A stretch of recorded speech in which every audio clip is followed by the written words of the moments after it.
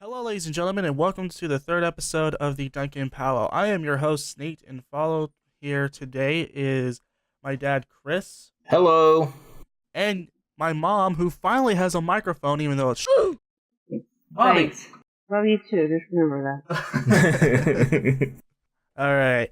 So, before we get into in today's topic, do we want any updates to maybe previous episodes, episode 2 we want to add that we forgot to add before, or do you just want to move on to the actual? I'm actually okay. I don't have any No updates. real new updates that I can think of. No. All right, understandable. All right, so in today's subject, we're going to be talking about employment and customer service drama. I've been wanting for this topic for a long time. I don't know who should start this one off, to be honest. I know, it's almost like rock, paper, scissors. Yeah. Rock, paper, scissors, go! Best 2 out of 3, go. You guys thought I was serious. Very funny. Anyways. Alright, well, I guess we can kind of start with our little drama that happened today. Alright, so, yeah. You want me to kind of give the background on it? Yeah, let's go ahead and start with that, because that's kind of where this kind of rolled from today. Alright, so this topic is kind of brought to you in part by experience. Check it out now.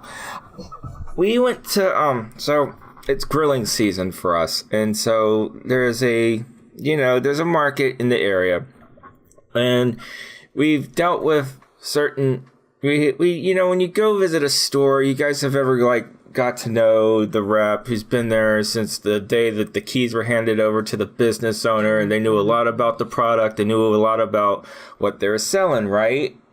We've all had that experience, at a store that we like to go to, I'm sure. Oh, yeah. And then today's experience was completely caught us off guard when we found out that our normal person that we dealt with is no longer there.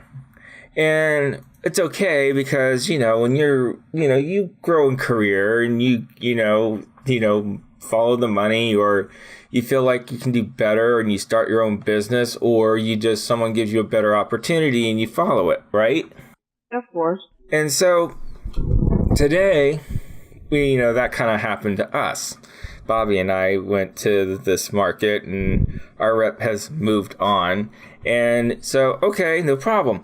It was almost like dead airspace in there because, we wanted to know, kind of we had our menu put together, but usually our old rep usually so tell me what you're thinking, what flavors, this would go well with that, and here's what we have on special. Let me kind of tell you something about this market. This market, it is a fish market, and it's not that big. Right. And there was 2 ladies there, and we actually saw the owner. He's actually pretty chill. Yeah, and he's really cool, but he's busy in the back. He can't just be out front to watch these 2 ladies. And the first lady I asked, I said, hey, where's this lady that we normally deal with? And the first lady said, oh, well, she went and left and went to a better job. And I was like, well, that's kind of weird, because when we first met her, she said, I've been here forever, I'll never leave, blah, blah, blah. And I know the owners personally, and et cetera, et cetera, et cetera. And it just seems like really weird that happened. And so time marches on, and this place also has with the fish, it has this little wine nook. And there's all these different flavors of wine that would go really good with fish. And any type of fish, and it's fresh. It's not this day old fish that you buy at your local market, or anything like this. This stuff is flown in fresh every day, and it's the best stuff you can buy besides checking it yourself. That's just how good this is. So when we went in there, we were just thinking about this, and then Chris goes, "Hey, let's see what we can find out about some wine." And then you can go ahead and pick it up from there. Yeah, and I got this deer in headlights response of, I don't drink. Yeah.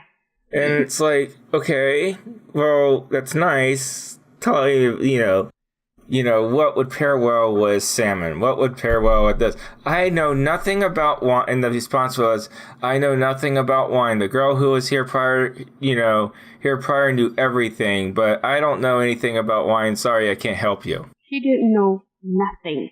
And Zero. And we were like, Right, I stood there literally for like 2 minutes going, well, okay, and I'm sitting here looking at Bobby like, well, I'm kind of drawing a blank on how to proceed with this. I'm sitting there trying to remember what the gal told us before, the one that worked there, that was very knowledgeable and so customer friendly. She whenever a customer walked in, she engaged. She would How would you She was very engaging. She knew a lot about. She just knew you. She would get to know you and what you were looking for and what you wanted and how you just were. Yeah, it was like an assessment. Which is what you want to see in customer service, regardless of where you go. Oh yeah, anywhere you go. It doesn't matter if it's to your local market down the street or even to your gas station around the corner. You want that everywhere you go. And this gal just nailed it every time we walked in there. And these two gals, we were there, for at least 20, 30, 40 minutes. Right, we were there for 30 minutes. Yeah, about 30 minutes. And we didn't get zero customer service. None. I mean, there was just sitting there. Just like, It was like you felt like you were in high school again because they would just sit there and just gossip and, chitty chatty. Forget that we were there. And then the boss would walk in and they would act busy. They would act busy when the boss walked through the door. Once the boss walked out, once the boss went back to doing whatever. Yeah, exactly. When the boss went back there, it was like back to. It was like, what exactly do you do here? They didn't help. They didn't engage. They didn't do anything to really assess us. They didn't even ask us what we were really looking for. No specials. Well, that's fine.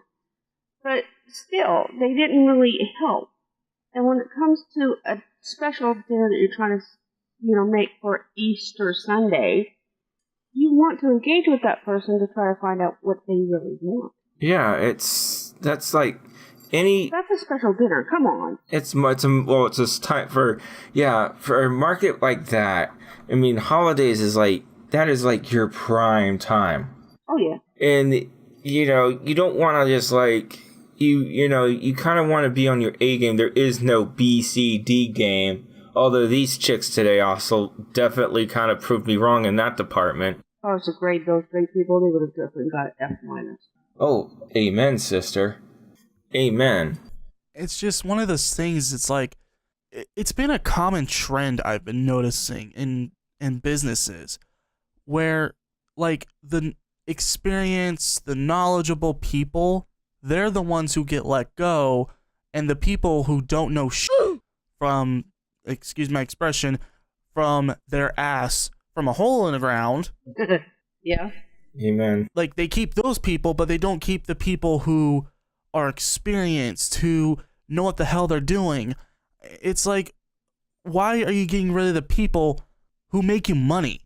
That's my argument. Exactly. I mean, that's kind of something that's been bugging me for the longest time. There's a department store that kind of practices the same kind of trait. I went to this electronics store and I was looking for speaker wire. Of course. Name it. Into that one. Oh yeah, okay, fine. I'll just say it. Best Buy. That was funny. And I asked so I'm looking for a special gauge of wire. It's not like your average Joe speaker wire. It's different.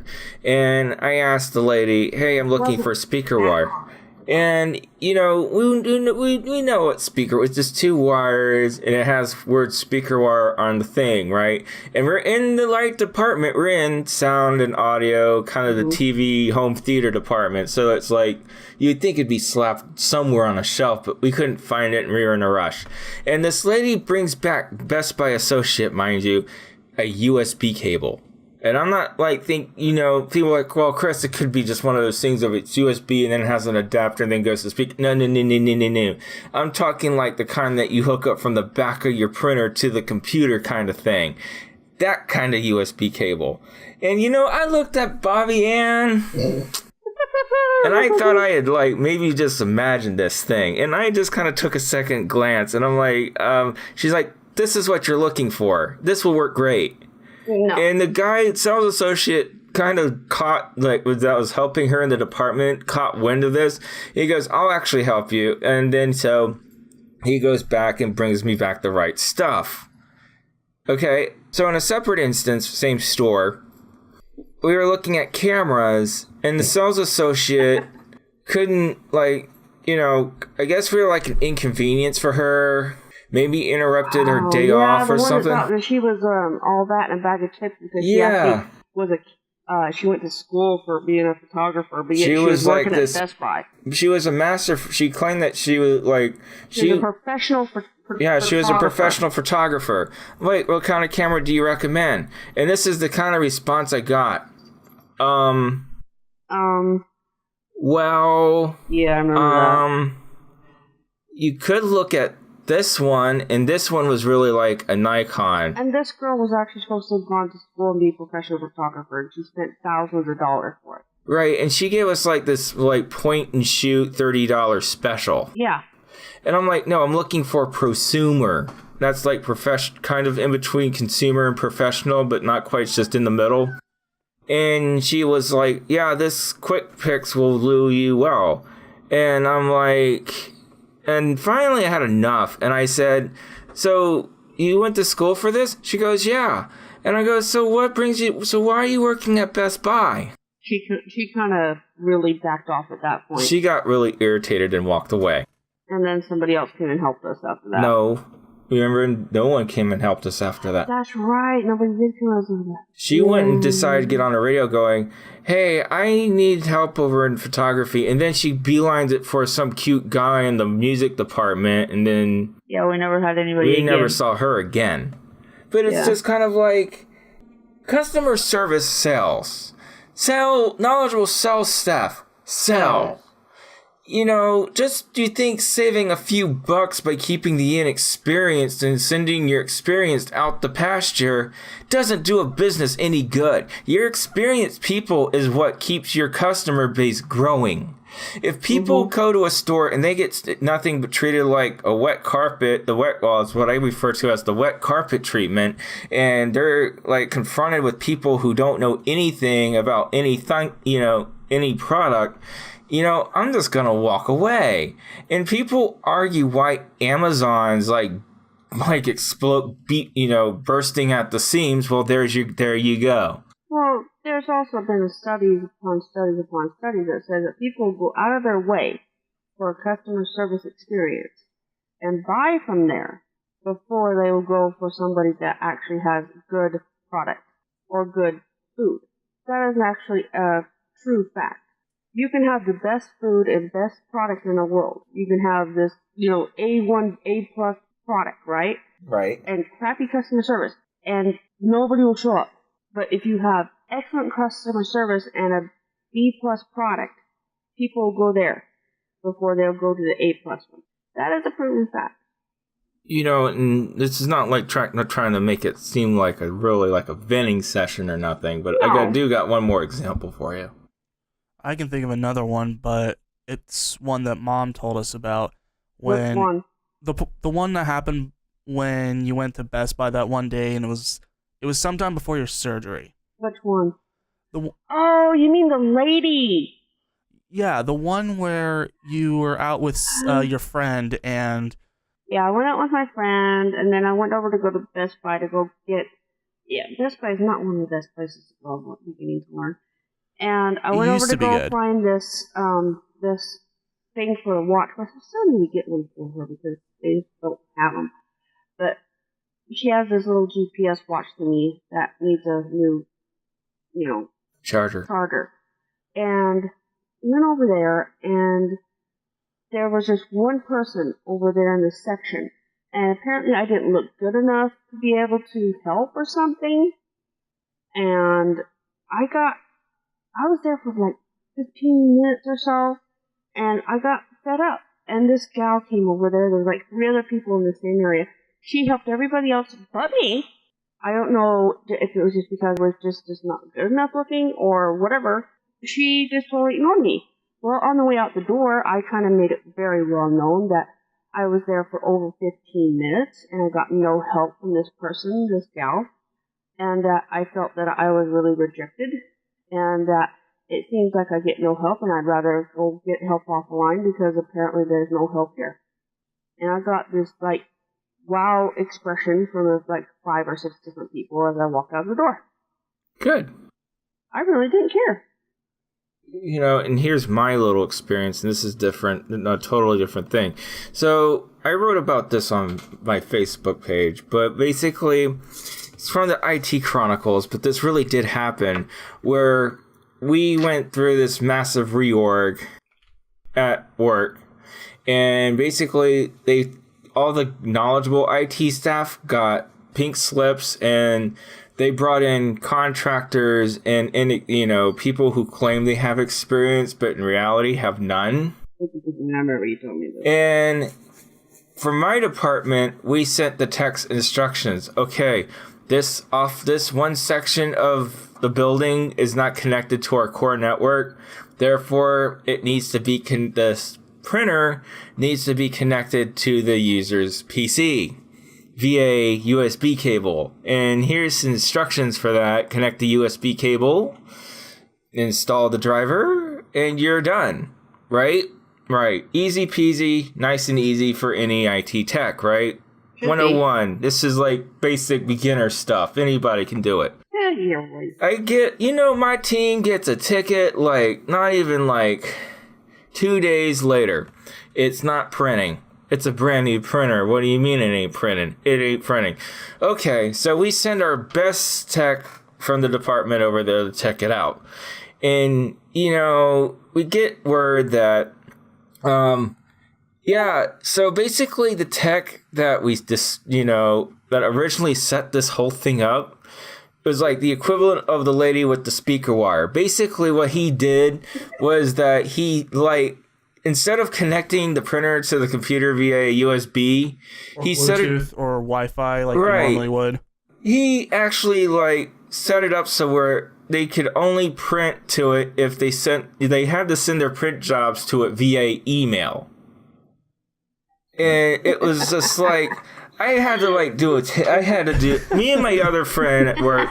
You know, he just kind of was like face palming over this, and he told me about it, and I just didn't know either to laugh or cry or both or go down to Boston's for a very stiff drink, because it's like, if this is how we are behaving, we have a problem, because we can't have non-knowledgeable people, experience. I mean, everybody's entitled to learn, don't get me wrong, and that's what I'm not, you know, we all start at some level of the ladder. When we want to go into a profession, we always come in at a novice level and we work our way up to being advanced.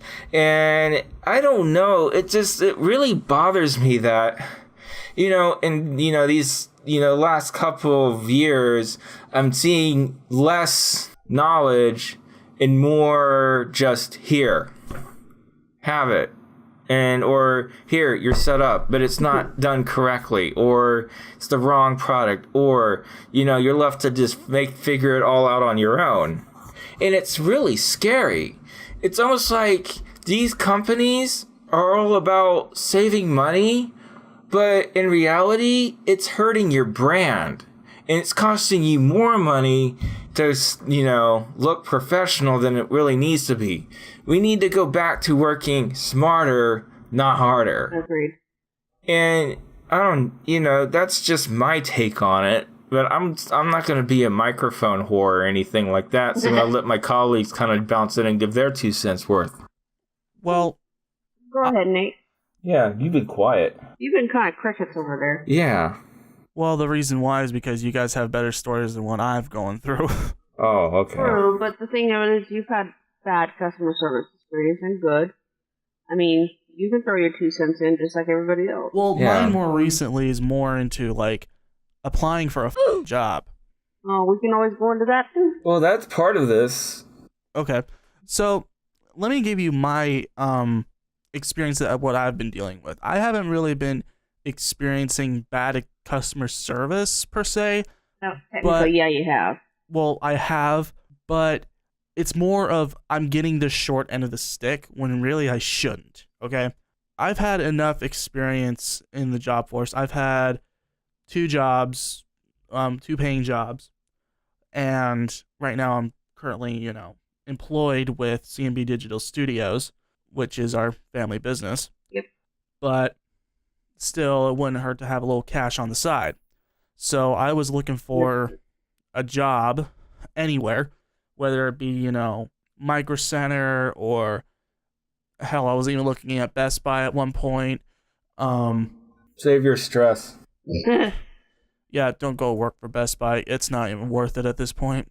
I've been applying for jobs, and I've been to several interviews. Okay? Granted, my first couple weren't that great because Well, new city and everything. new city, knew everything. I was a little nervous. But then as time progressed, I got better at them, and these last couple interviews, I know I freaking nailed. Oh yeah, I can believe it. Okay. My last 2 interviews were at Dish Network and Micro Center. Okay. So Dish was sometime before Christmas. I think it was about a few weeks before Christmas. Yeah, and we were around there. Yeah. yeah, and before that interview, I was studying the culture there. I was studying. I even made a portfolio. I was prepared to do everything, and you I learned nailed about it. the company, basically. Yeah, I learned about the company like you're supposed to, and I nailed that freaking interview. I know I did. I mean, yeah, you stutter here and there. You obviously are because you're trying to get your thoughts straight, but I nailed it. I know I did. But there was, from what I recall, from what I was able to see and understand, these other people that were applying to Dish and also to Micro Center, they were a little less experienced than I was when it came to work. And I was sitting there going, okay, what the hell? So, short end of the story on the Dish one, I didn't get it. They're still looking for people. That's the sad part. And that's the sad part. They're still looking for people. And it's like, really? It's like, I'm willing to work. I tell the people I'm willing to work. And guess what? You don't freaking hire me. And you're still hiring. It's like,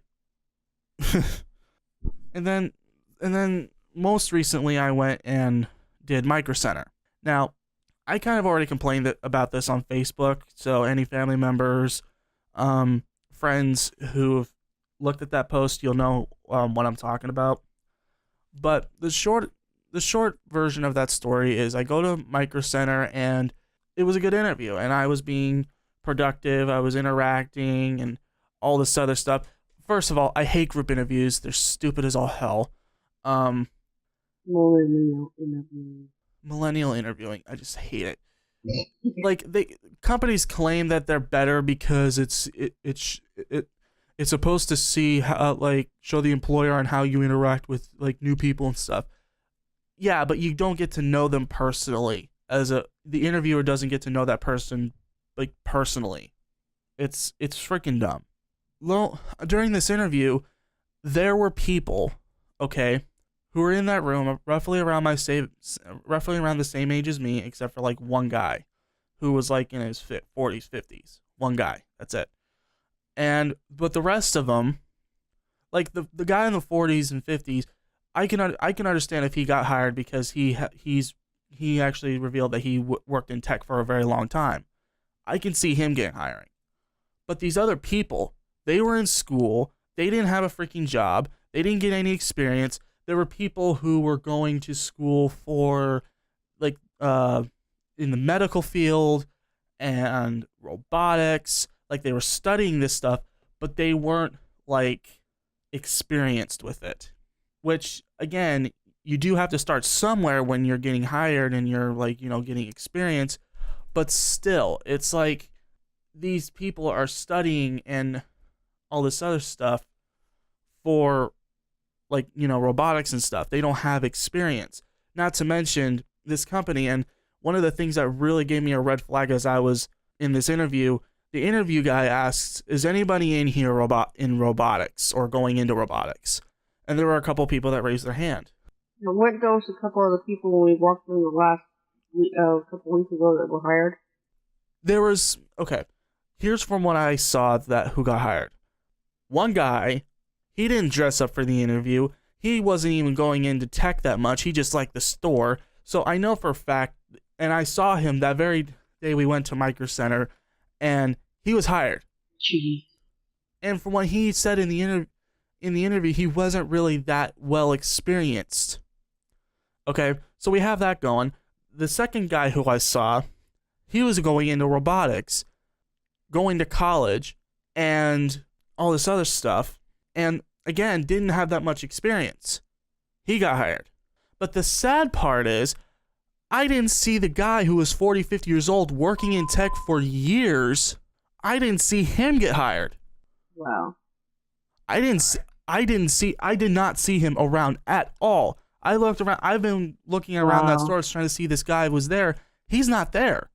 It's like, why in the hell are you people, like any business owner, you are in the business to make money. But the way you have to make money is having good customer service. You have to have the good customer service that's knowledgeable, that knows what the hell they're doing. If you don't have that, guess what? Your business is going to go down the freaking drain. Knowledge trumps everything. In my opinion, it does. I think so too. It does. And like, I'm not trying to complain like, oh, I don't have a job and all this other stuff. But the thing is, it's like, the other thing that I'm noticing that these businesses around here, especially around here in Columbus, Ohio, they're going for the kids who are in college. So I thought, and when I applied over at the school I'm going to now, or I'm about to go now this summer, I thought I'd be like, okay, I'll play this system. I'll apply for school and then see if I can get in that way, so I can try to get in and get a job. Again, based on my experience, like the majority of the class, I had more experience than them when it came to a lot of like customer service, computers, and all this other stuff. It's just these guys don't have as much experience with me when it comes to customer service, and yet I don't get hired. Okay, but yet the people who don't have that much experience, they're the ones that get hired. Kind of messed up, isn't it? It is, and it's like, why are you like going for the people who are inexperienced? Like, yeah, I get it that they might want to give them a chance and all this other stuff. That's not it. Jeez. Like, I get that they might want to do that, but at the same time, you're gonna have to like go for the people who are experienced. Like, why don't you hire those guys more? Don't go for the guys who are inexperienced and don't know what the hell they're doing.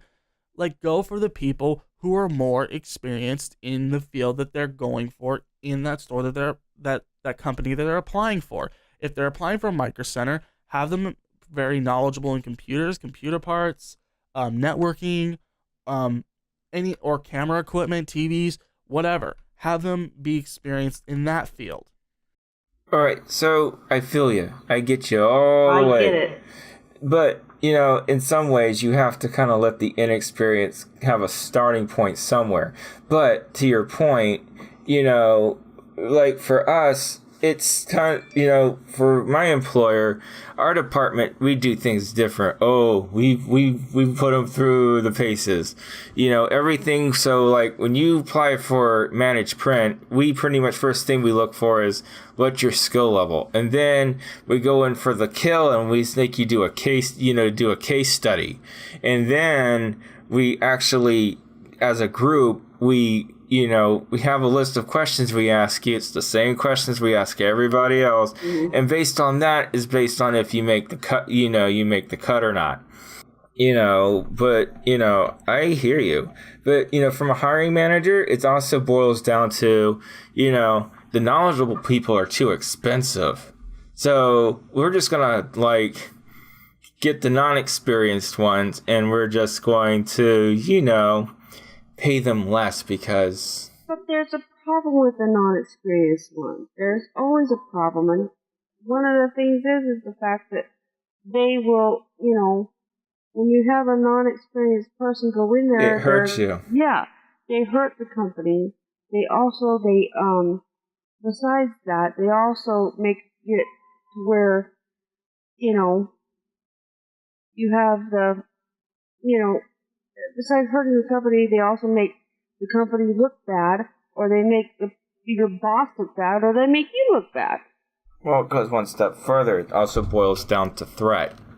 So if I hire someone that's knowledgeable, say like Nate, and he knows a lot more than I do, I would see him as a threat to my job. So that's probably why a lot of people these days are probably, not saying that they are America, but probably going this route.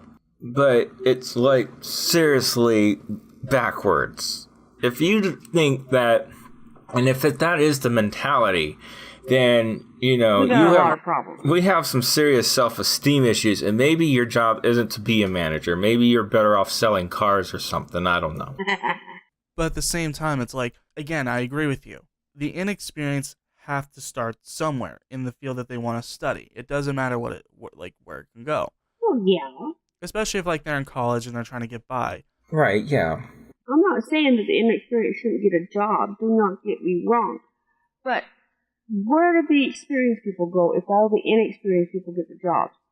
Oh, I know for me, I know there's some that actually start their own firms. Well, yeah, but not everybody can go out and just start a firm or start their own business. Right, not everybody is, but... Not everybody can. But I'm pretty sure it's like, okay. I mean, not everybody has thousands of dollars to go spend to start up a business right away. Not everybody has the experience to go do that either. Some people don't even have the knowledge to do it. They have the knowledge of their field, but they don't have the knowledge to go start their own business.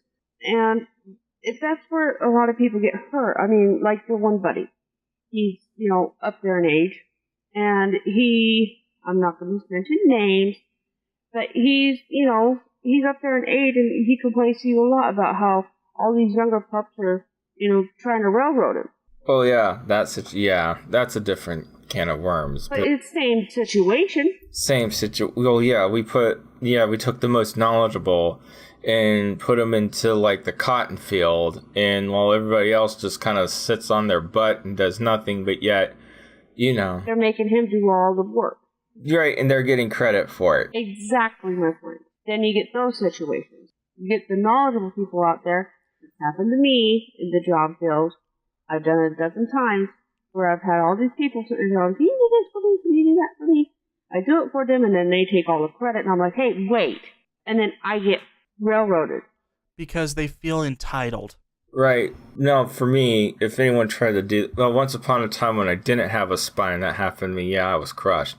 But nowadays, I have a lot of... from my walk, I have a lot of scars and permanent cuts and tattoos and burns and, a couple of lost limbs and stuff. I have, I'm pretty numb to it. But if someone takes credit for something I did, I will be definitely, correcting that situation really quickly. And really been really good at doing so. Just ask Pudgy. He's all sorts of nowadays he bows at my feet and kisses the ring. But before that, him and I would go to battle every day. Chris, you did this wrong and this, that, and the other. And I would bust out my little folder of evidence and I would prove him wrong. And it didn't matter where it was. Team chat, meetings, wherever, because he was that one that was determined to bring me down. Yep. And I'd always bring out the invisible samurai sword, and I would want him to populate the facts right then and there. Boss right in the room too, and he would stumble, and then I would bust out my proof and go, well, according to this policy, you're wrong. I did it like that in the correct order, and by the way, when it comes to network outages, this is the procedure which I followed it.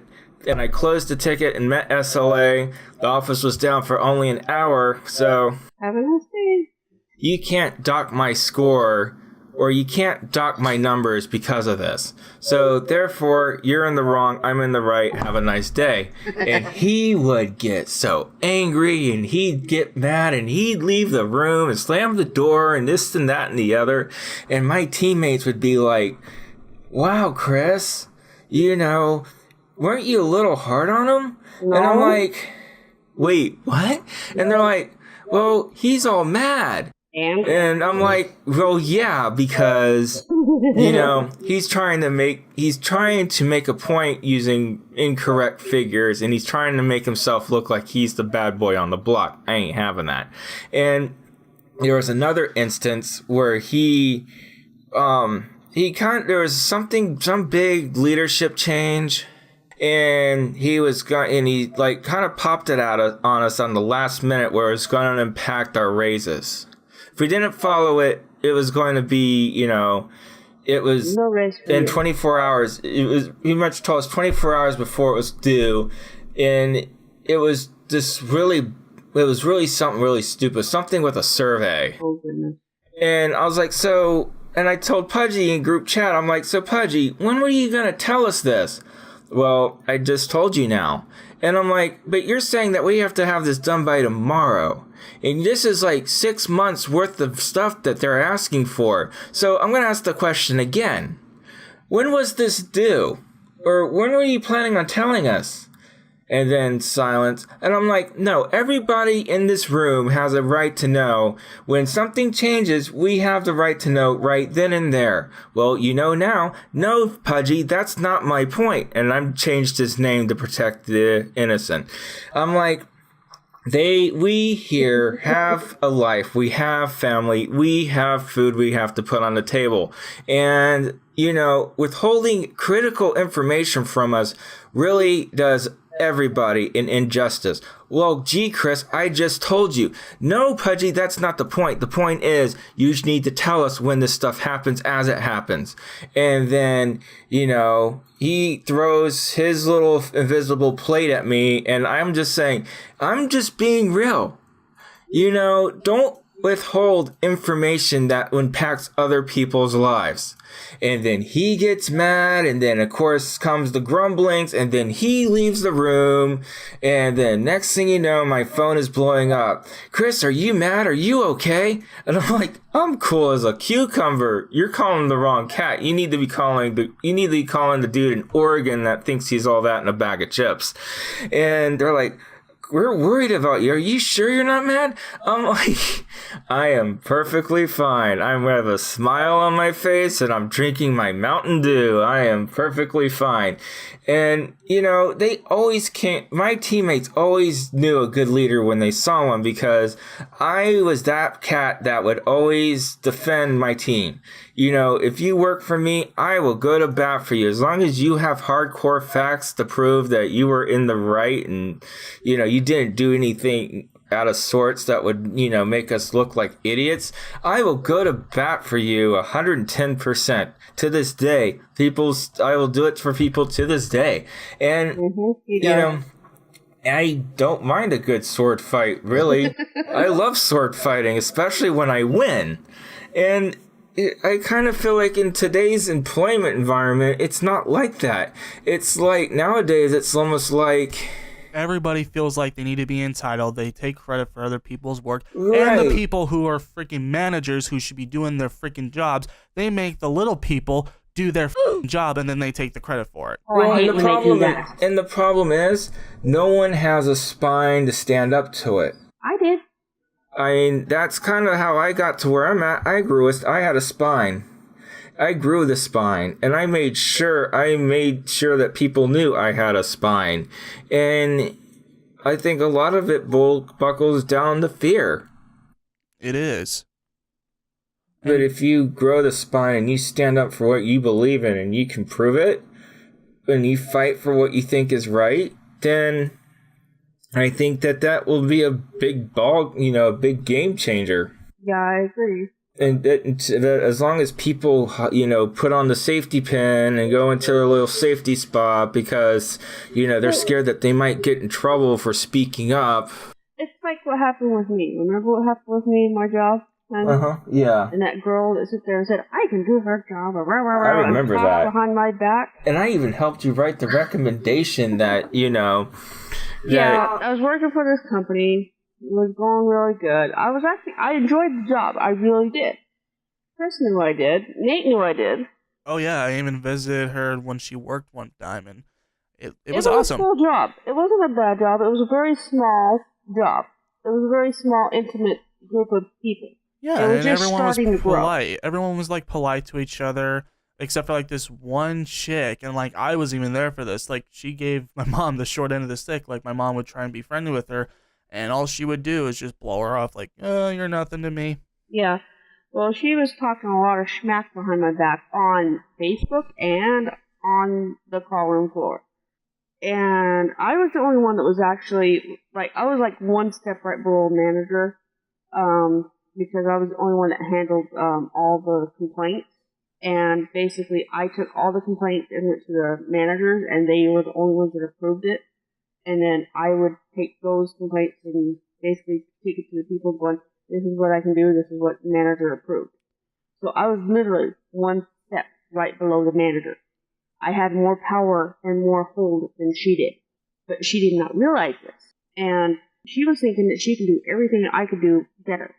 But she had no idea what I did. Anything you can do, I can do better. Yeah. Pretty much. Well, it got to a point where I was fed up. And unfortunately, I broke one of my front teeth. And there was nothing I could really do about it. And that's another story. But I broke one of my front teeth and everything like that, and I was pretty upset about that all at the same time. And it was very devastating. When it comes to self-esteem, it really is devastating. So I was having a real tough time with that, and she was just making it worse. And I was telling my boss, I was getting ready to move anyways with my husband. I was getting ready to move into Columbus with my husband. And he goes, I was sitting there telling my boss, hey, I need to train somebody to know how to do this, job, and nobody else was trained, just to kind of keep it smart. I was the only one doing this, one person, one man band, and he kept my boss kept telling me, oh, we'll get somebody, I promise. And I was telling him 3 weeks prior to me moving, 3 weeks prior to me quitting and moving. Well, it got so bad, I eventually told Chris about it. And Chris was like, oh, you should just quit. And, in the middle of the day, and because you've been telling him how long now? I said, this has only been going on for 3 weeks, if not longer. He's like, yeah, it's been long enough. Let's write a recommendation letter. So he helped me write this awesome recommendation letter. Because, she could do it better, And it basically said, we were nice about it, too. To whom it may concern, basically, since this gal can do everything better than I can. No, that's not how we worded it. It said, to whom it may concern, I am moving on in my career. However, I'm putting in a recommendation for a replacement, which is person X, and she has expressed to me how she would be able to handle the job, and she's really good at it, etc., etc., etc. And so I've definitely put in a positive recommendation for her, to fulfill my shoes after my absence. Is pretty much how we worded it, somewhere along those lines. Yeah, it was something real close to that. And so what I did is I just went and left at lunchtime and never went back. And my boss texted me later going, you come back? And then I kind of went, no. He goes, yeah, I kind of figured after reading the letter. I'm like, I'm sorry, but this is just how it's going to be. And he's like, yeah, I understand. He never got mad at me. He understood. And he actually wrote me a glowing recommendation. And still does to this day. He's an awesome guy. And see, that's classy. And he was not upset whatsoever and everything. And the problem is that he had to figure it out on his own after that. And I'm pretty sure what he did, he just took over that part of the job. I'm pretty sure that's what he did. I don't think he filled it. I think he just did it himself, obviously. And so anyway, I left, and then she got on Facebook and slandered me big time. Calling me a witch and a stupid bitch and stupid, and used the name of the company and all this other kind of stuff. And sitting there and said, oh, well, that letter that you wrote was priceless and all this other kind of stuff. And I was like, oh, you don't have any idea. I ended up copying the Facebook page with her name on it and sending it to, I had this information, by the way. I sent it to the lawyer of the company, and to the 3 bosses that owned the company. So there were 3 people that owned the company, and I had all of their addresses because I knew them. And she was fired. That's how you play classy but assy when it comes to customer service. Yeah. And, And sometimes you have to do that. You really do. In order to get your way in customer service, you have to do what you have to do. Right. Especially when it comes to something like that. And I also see it too, and, I see it a lot of times too, like in when I go to companies, I visit vendors sometimes, and I also go to, restaurants with these folks, and sometimes people are really bad about displaying their dirty laundry. And I've been to a restaurant once was it a restaurant? What do you mean, which one? Which time? It was one of these things of like, I guess one of the waitresses or something quit, and there was this, of course we don't care, we're being seated for lunch, and we couldn't help without hearing the other employees in the next row next to us folding silverware. You know how like when it's kind of slow, they keep easy, and it was almost like they were like pretty much talking about how the other girl knows too much about, or is super knowledgeable, and like they can't stand her because she thinks she knows it all. Oh, one of them. Yeah, and it was almost like, and it's like, well, she just needs to leave because we can't have that kind of smarty people around. And isn't that what you want? It's like, well, wouldn't you want someone? I mean, here's my thing on it, okay? Being a business owner and being a manager kind of thing.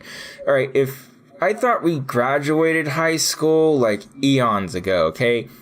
If you have a problem with someone that is smarter than you in the work environment, isn't that usually a telltale sign that maybe you should kind of get out of your lazy zone and get more knowledge about what you do instead, as opposed to plotting of getting the other person fired?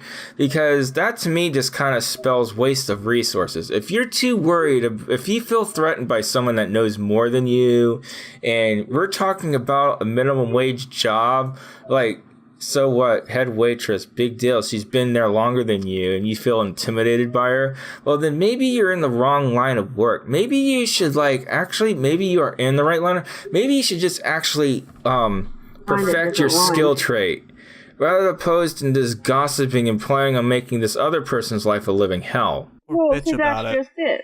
You get these people that have low self-esteem, have no idea what the hell they're doing, basically, and they think they got great customer service when they suck.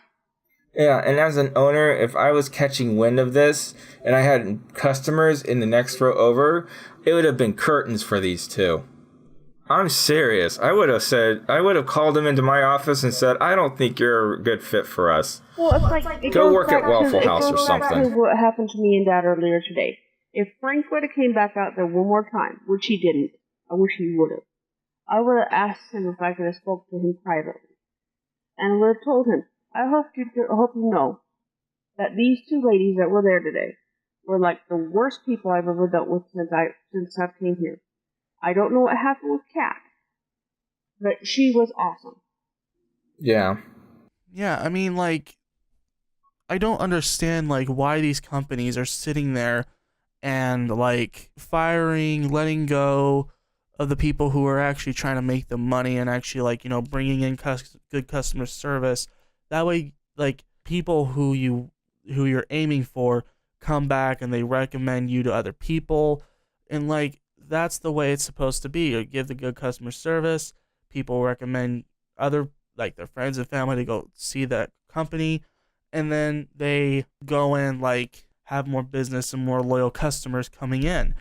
But it seems like, and I don't know what it is, it's like companies used to care about that, but then all of a sudden, out of freaking nowhere, it seems like, oh, well, it's less about customer service and more about making sure that we save money by letting go of the people who actually know what the hell they're doing. And they can sit there and make the excuse that, like, oh, we're just trying to give the inexperienced a chance. But it's a problem when people are trying to get, like, let's just say, for example, my iPhone's not working. Okay? Let's just say, for example, it's not working and, like, it's glitching out. I don't know what to do. And I call up Apple Care and I'm like, hey, can you help me out? What I want to see from Apple is saying, oh, I'm sorry you're having this problem. Here's some options that you can try and do to fix your phone. Did you try to restart it? Did you power it down? Did you try to bring it back up? Like, what did you do to try and fix it? And, like, that's what I would expect. And if we can't fix it right over the phone, then they would schedule me to go to the Apple store for someone to go in and actually fix it. That's what I would expect from customer service from Apple.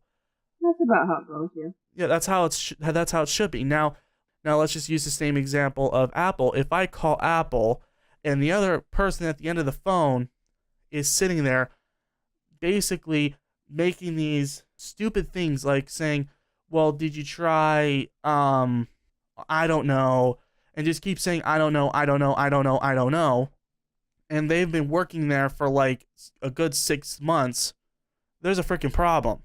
Well, it's like those two ladies today. They didn't know anything, it seemed like. Nope. And those people over at freaking Best Buy, how they are sitting, how the lady gave you a USB cord when you were supposed to be looking for speaker wire or the camera incident, and it's like all this other stuff. It's like, I mean, we've had it's a like, do lot these of bad freaking companies experiences there, not sit there and train these people the knowledge of this stuff? Well, Is it just like all of these like I'm gonna say it. Like, do all of these millennials and stupid idiots out there sitting there just go, oh, I'm just here for a paycheck, that's it? Like, no wonder these companies are having high turnover rates. It's because they're only there for the paycheck. A company should be looking for people who are wanting to stay there and help build their company to be better. Not sit there and have it go down the drain within a couple of years because of you having a high turnover rate. Why do you think Best Buy is not doing as good as it used to? It used to be good. It used to be the go-to mainstream tech store. No, it was Circuit City, man. It was Circuit City for Best Buy. Best Buy was taking over. Radio Shack. Best Buy was taking over, regardless. And it used to be good. It used to be good. It used to. Once upon a time, it was good. But the problem is they started focusing more on just trying to hire the inexperienced, and as a result of that, people always come in with complaints about their computers. They sit there and don't get the right equipment when it comes to really anything. Like, I don't understand like why these companies are sitting there only focusing on trying to get more employees that are inexperienced when they should be focusing their efforts in customer service. Like, yeah, they can be hiring more people, don't get me wrong, but there's a problem when like the company's not training their freaking employees the way they should. And it also doesn't help that these employees are only there for just the paycheck and they don't care about the company. They're just there for the money. And it's like a lot of it is to do with the millennials who just sit there and want to make the money and don't care about the company.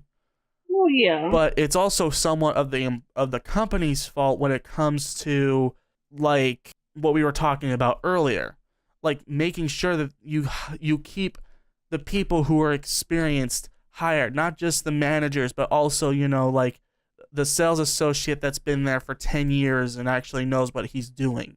Well, see, that's what sucks. I remember when I worked for this one company, and they started getting rid of people that had been there for years and years and years and hiring people left and right. And then it went from a good company, you know, where you had people that had been there for, you know, 5 years or more, right? Or actually, it was more like 3 years or more, which is a good rate when you're there for about 3 years. Oh, yeah. And then it went from having 3 years or more to where there were like, you've been there for like 6 months or less. That's not good when you have a high turnover rate like that. When you go from this very reputable company that you have all these hard-working people, where you got high turnover rate. I don't know how companies can stay in business with a high turnover rate. I still don't know. It's more expensive to fire people than it is to actually hire them. And then I also think too it contributes to high turnover rate one of the contributing factors is the unrealistic expectations. Some things don't deserve a quota. Okay, call centers I can see a quota, frontline help desk I can see a quota, but in some areas I think that they throw numbers on paper just to see people like ants. It's like someone from up top like putting a bunch of ants on a grill and turning it on and seeing how much of them can survive. I mean, that's what it feels. It's almost what it is nowadays. It's like everything has a darn number associated with it, and if you don't, well, then you're not good enough for us. See ya. Mm-hmm. Some of it does have to do with numbers, and like I do kind of understand you got it. Like when it comes to companies, you gotta meet a quota every day and all this other stuff. But at the same time, it's like, well, if this guy is giving good customer service, why should we let him go? It shouldn't matter about the quota at that point. It should be more of this guy's giving good customer service to these people who are trying to get help. Let's keep him because he's actually doing good for the company. And like, thank you. Finally, someone that sees eye to eye with me. I know, right? Keep going. Sorry. And it's like, I don't understand. And it's like I said, I don't understand why these stupid idiots are sitting there firing the people who are actually making you money on helping the company make money, and then just give it all to the people who are inexperienced. Now, some of it is also to do with, like, I don't know if we touched on this, but the people who are like, the more experienced that you are, the more likely these people are going to be asking for a higher pay rate when they are doing a employment and doing an interview, which is what I was kind of going for. I had more experience, so I kind of wanted to have a higher pay rate. And the company and Micro Center who I was applying for was saying, yeah, based on your experience, depending on how much experience you have, we'll pay you more based on your experience. And well, yeah, that makes sense to get paid more based on your experience, you know? And like and I'm pretty sure every company to an extent does that. But the problem is that they're looking, in reality, these people are trying to save money, so therefore they're looking for the people who are inexperienced, who aren't going to complain too much about their pay rate until later down the road.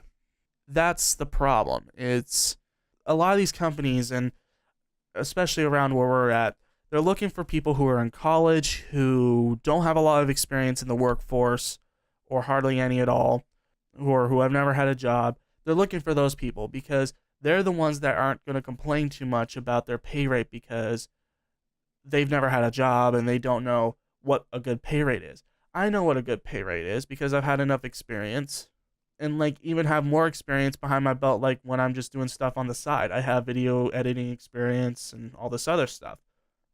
Never had a job, but I do have that experience because I took classes and I've helped edit short films and all that stuff. But again, it's off of experience.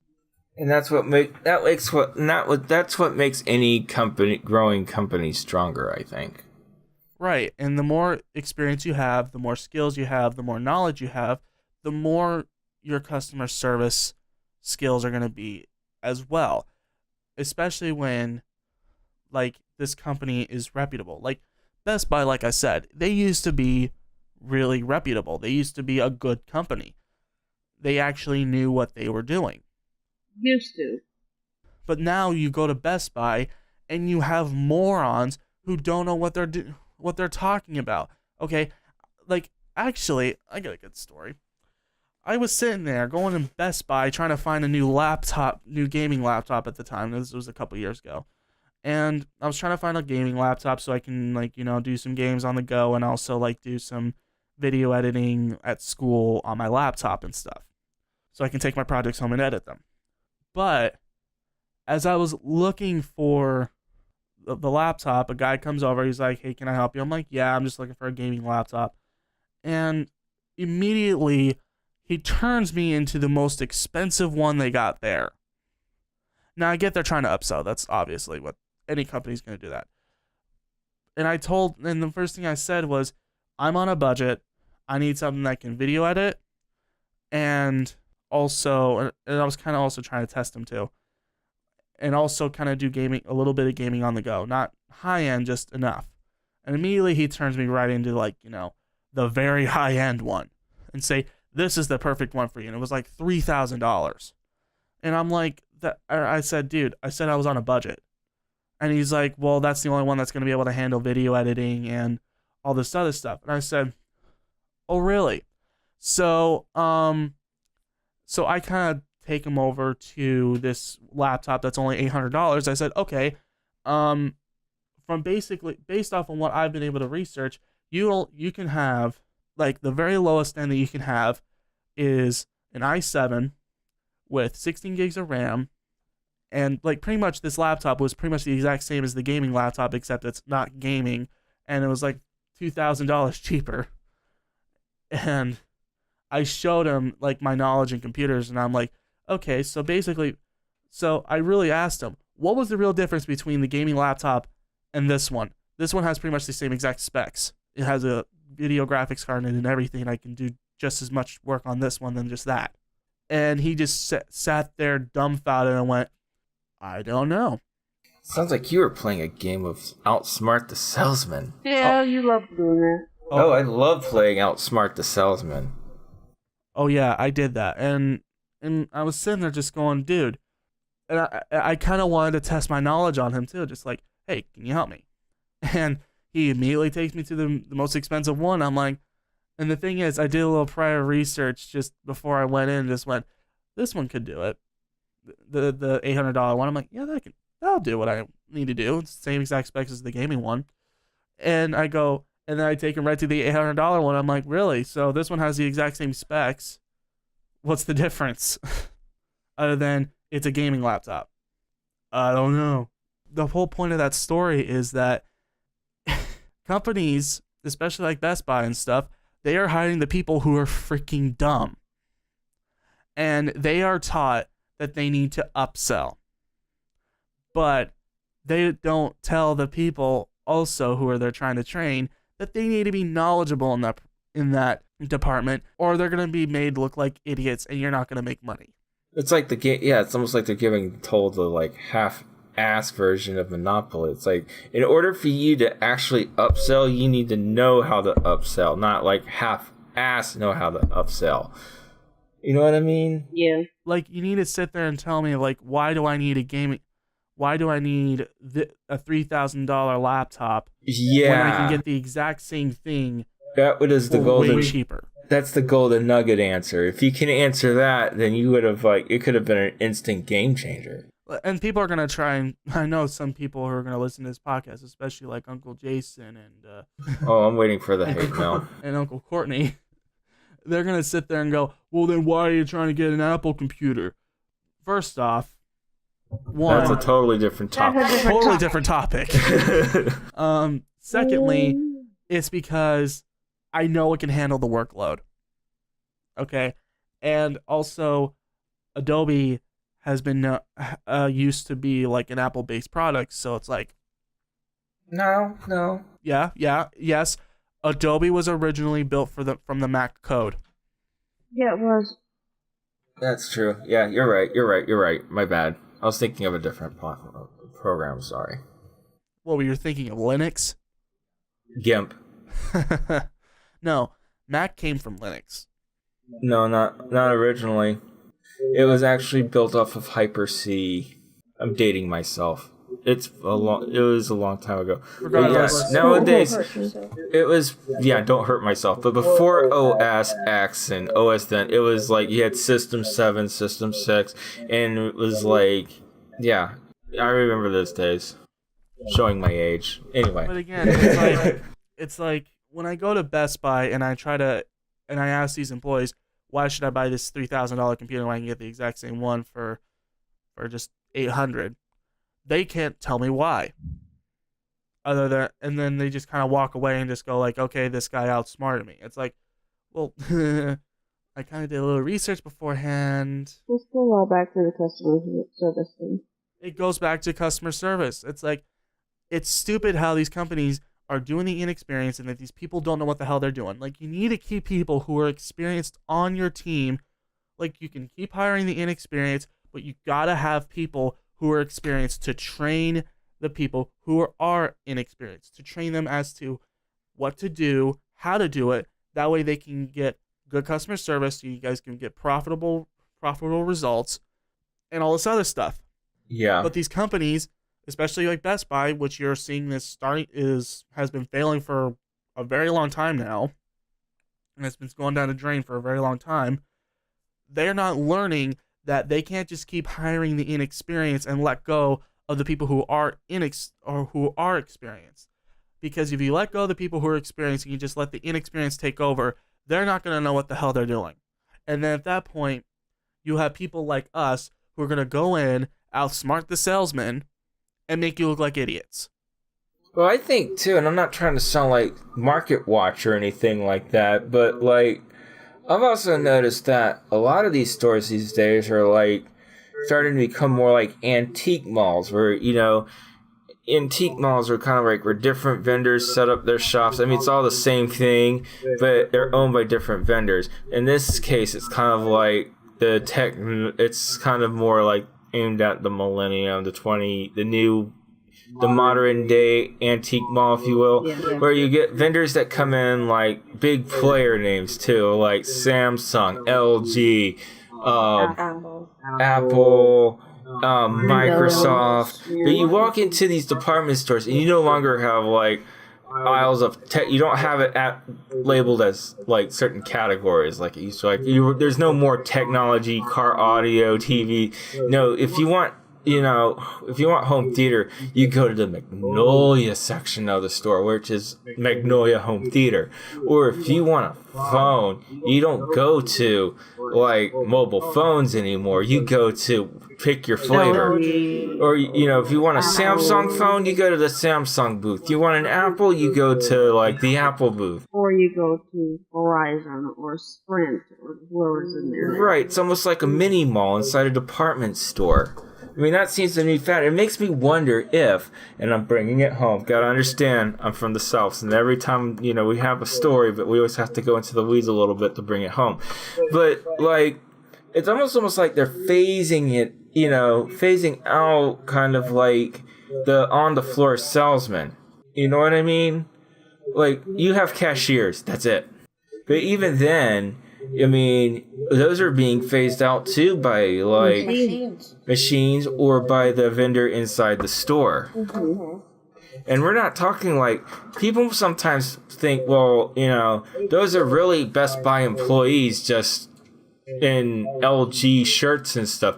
No, actually they're LG employees. They're LG employees. They just have a contract to be under their roof. Yep, and I actually can attest to this because I actually have a friend on Facebook who announced that they were hired by Apple in the Best Buy store. Yep. So don't say that it's just the best and like that can happen, and that's kind of a good thing. If you worked at Best Buy and you basically get hired onto like a company that uses Best Buy to sell their product, that's good.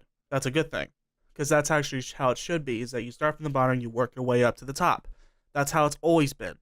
But a lot of these people, especially millennials, it really they just sit there and only go for the paycheck. They don't want to advance. They don't want to stay with the company. Or advance through the company one form or another, whether it be like, partnering off with one of their partner companies. Like if you're working for Best Buy and you partner off with Samsung as a result of working there at Best Buy, that's how it should be. Yep. And that makes Best Buy look good, because the knowledgeable people are coming from Best Buy. But when you have people who are coming in who are inexperienced, who don't know what the hell they're doing, and are only there for the paycheck, your company is going to suffer. And as a result, you're seeing a lot of these companies like Best Buy who are going down the drain, who have really crappy customer service. And like it's like what you guys experience at the fish market. You get people who get fired who are experienced, left with the people who are inexperienced, and all they sit there and do is text on their phones and not do their freaking job like they should, and they don't care. Right, the threat moved on. The threat moved on. We don't have to deal with it. We can sit here and relax and all this other stuff because, God forbid, working is such a chore. I know. Oh, the pain and the suffering. Heaven forbid I have to do something correct. Yeah, no. No kidding. Well, anything else we want to add before we wrap it up? Besides that, we want better customer service to come back around and actually have where the customer is right.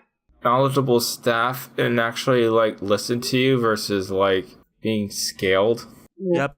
And people who own a company who are listening to this, or if you're working for a company who kind of does this, who just uses you for numbers, kind of suggest to them and just be like, it shouldn't matter if I meet a quota or not. It should matter of how much I'm bringing you good customer reviews. And if you're that person who's giving good customer service and is being nice and polite, and the person comes onto the phone all pissed off, ready to cuss you out, but they leave happier, you should go to your boss and be like, it shouldn't matter if I'm making the quota or not. I'm making customers happy. That's how it should be. And that's how it should be. I don't care if I meet a quota or not. I just want to make customers happy. Now, on my one Facebook page, I did write a customer service 101 on my notes. It's actually really good. I remember that. Maybe we can link to it in the description and people can go check it out. Yeah, you can do that. Yeah, we can go look for it. I'll have to go blow the dust off and fix it up a little bit. But Dust the books. Yeah. Blow the dust Can off. air. Yeah. Get the can of air. Okay, it's good now. But I did. It's actually a really good read. It's really good, and I put a lot of. I tried to put a lot of time and effort into it. Actually, he helped too. Yeah. Love you, babe. Love you too. So, and for me, it's like I have customer service experience, and You have a lot to learn, but you do have like some. I have a lot to learn, and it's been a while, and I've been out of kind of the workforce for a while, so my customer service skills might be a little rusty, but I do still know how to do it. I still know how to put the smile on your face, the positive attitude, meet new people, and just greet them and make sure that they leave happier than when they came in.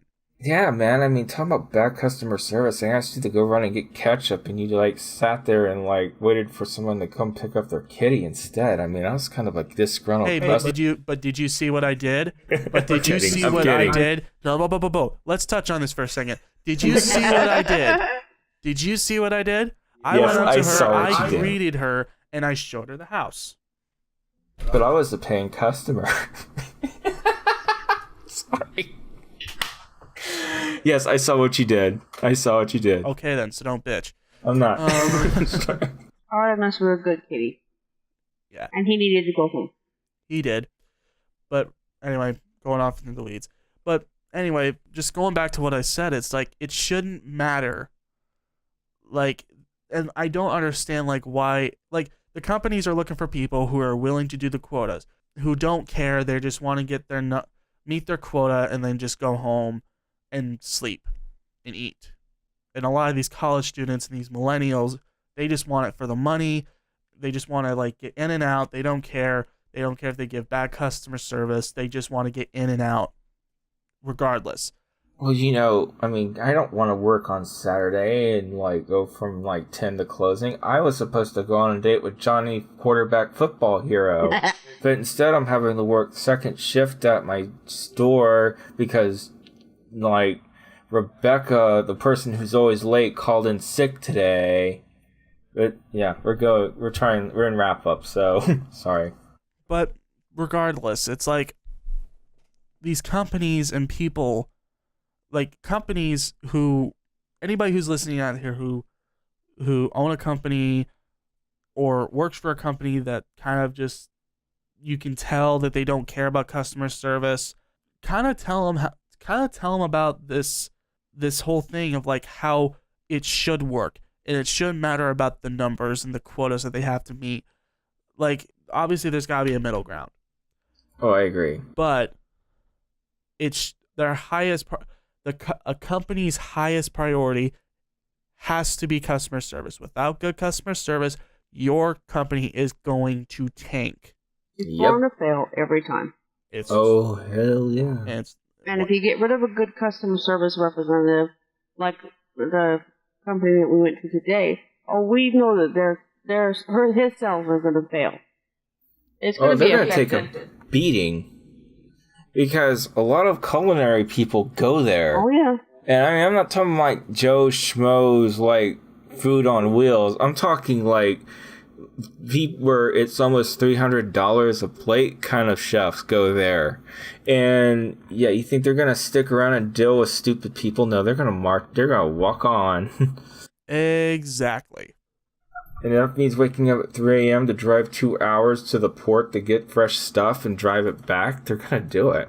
And to anybody out there who's listening to this, who is millennial and knows for a fact that they don't sit there and really do much during work, and you sit there and take the credit for other people's work, stop it.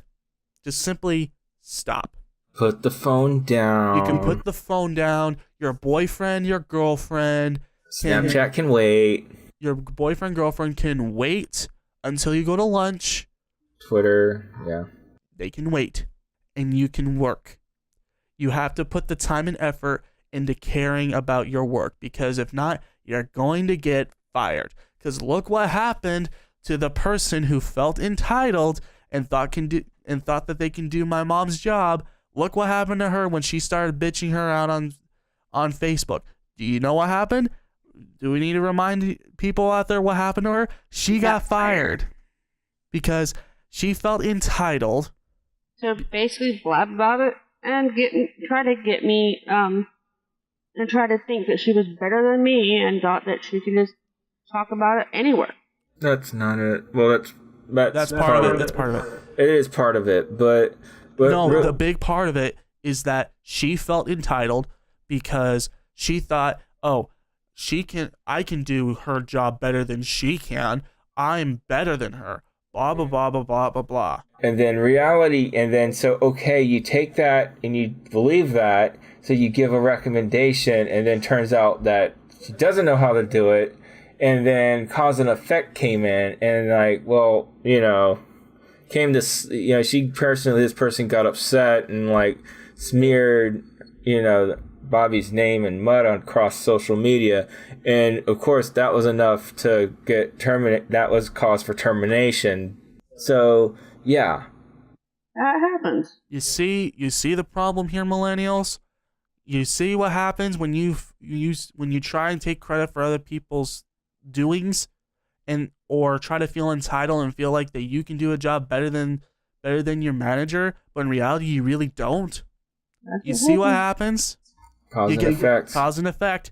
You get fired. Yep. And then when you get fired, you sit there and bitch and complain and play the victim card, going, "Oh, woe is me. I don't understand why I was fired. I was doing so good." When you know damn well you knew why you got fired. You're just playing the victim card. Yep. And acting like you should keep that.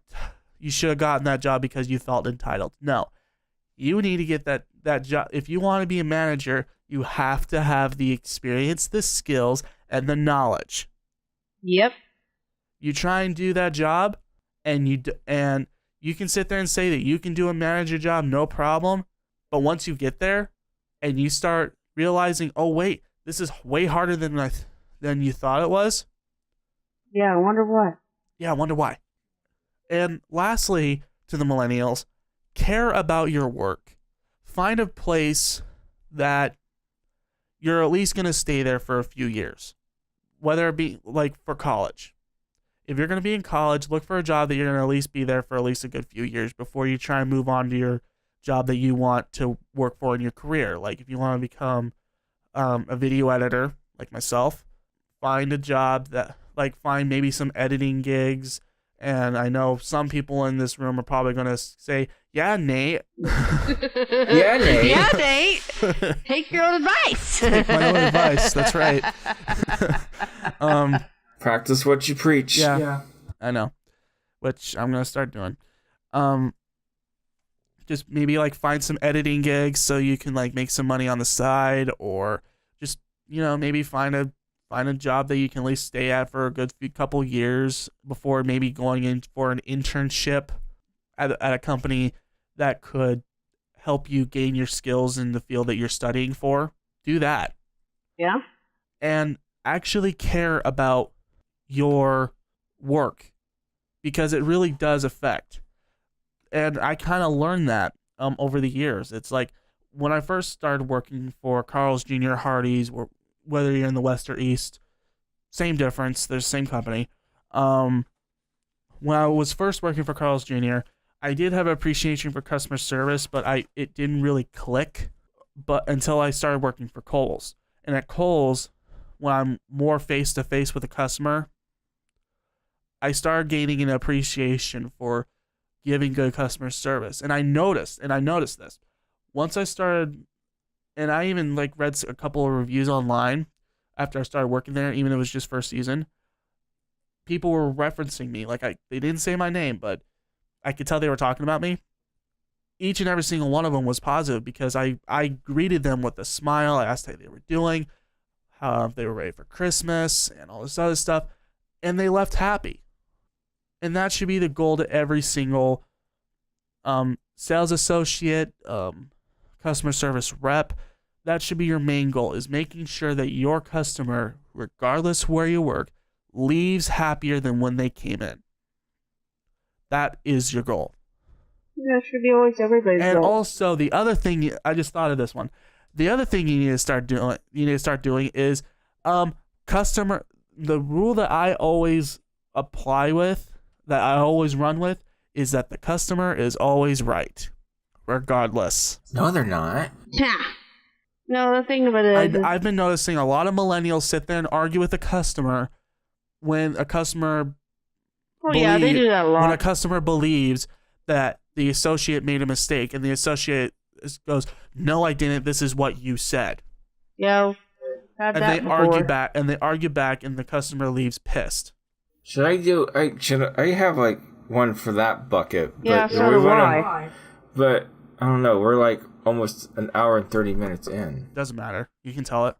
All right. So I'm overheating. So Just go ahead and say it.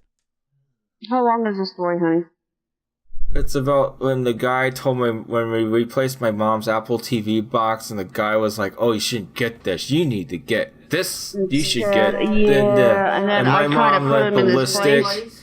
Yeah, and like it was like my mom just about hit the ceiling, and lady, his mom, you gotta kind of understand, his mom is one of these type of people that you can't say that kind of stuff because she believes everything. Yeah, and so it's like, I was kind of like, I had to put this cat in his place. I'm like, are you sure you want to say that? He goes, well, yeah, we get these returned all the time. Are you sure about that? Well, and then I kind of nodded over the Bobby. Bobby flashes her Apple badge, and then he backpedaled so fast. Yeah, that's when I was working for Apple. Yeah, it was just like amazing. It's like, don't try to, and it's like, it didn't even stop there. Like, I've been known to go to places like, if I want to get like remote start for my car, I was once upon a time looking at remote start, and like, instead of buying, I've done my research, and you know me, I'm very analytical. Oh yeah. I will study for a product from one row to the next, from the north to the south to the east to the west. Yeah, and so I'll go to the store and procrastinate and research other products, and before I make the decision, I drive these people crazy, by the way. Yes. My family, they don't like shopping with me because of this. But I pretty much, and like when I'm about to make my thing, they always try and sell me on something I don't want. Well, you don't want this product. You want this product because it's better. It's like, I already have my mind made up full, and I'm paying you so that I wouldn't buy this. I would buy this. And it's like, well, that's great. That's your money. This is my money. I've done my homework. I want to buy it. And it's almost like they put up a front and refuse to sell it to you because they firmly believe that you're buying the wrong thing and you need to buy product C or B.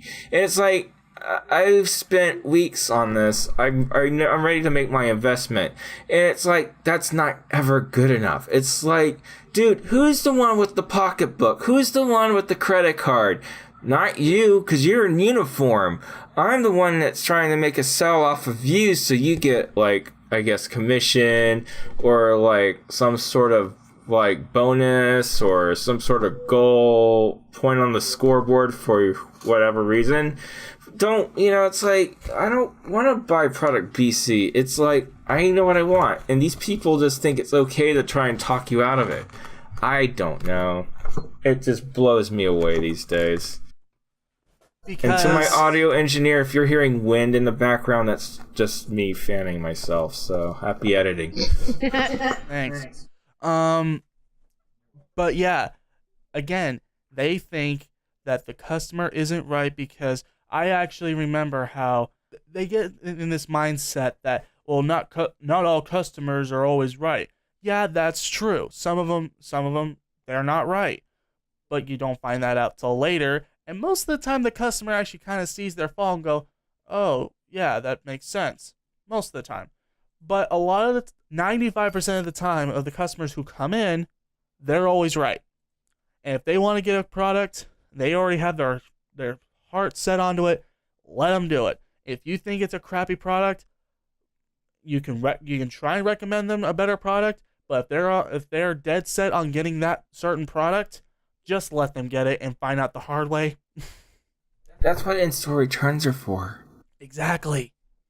I mean, I'm not one to return stuff because I think it sucks. I'll tolerate it because I was the one who bought it. Mm-hmm. But as long as it does what I need it to do, I'm happy. That's right. I mean, that's kind of why my stuff is kind of so outdated. I'll hold on to a phone until it breaks. As long as it works and I can do what I need to do, I'm not in any hurry to upgrade or replace it or anything like that. Right. But overall, you can take our advice for whatever it's worth. If you don't listen, I don't care. We don't care. But if you want to actually, take our advice and actually go and just kind of think for a second, go, maybe I actually should change my ways, then Do it. Then do it. No one's stopping you but yourself.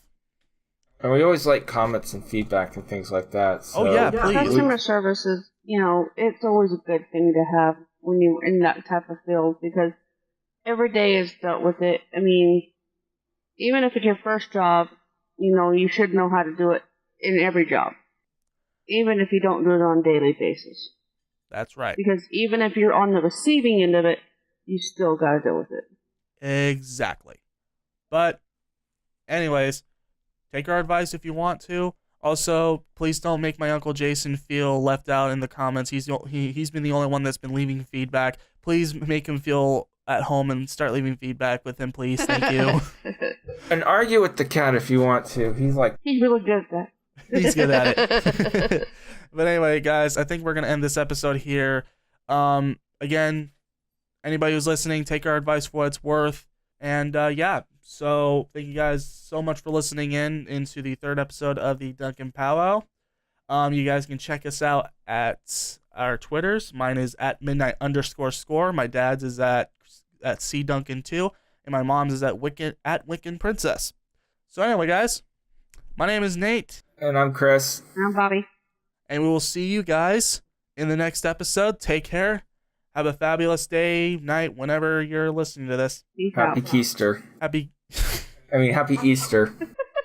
Happy Keister. Happy Easter, everybody. Yep.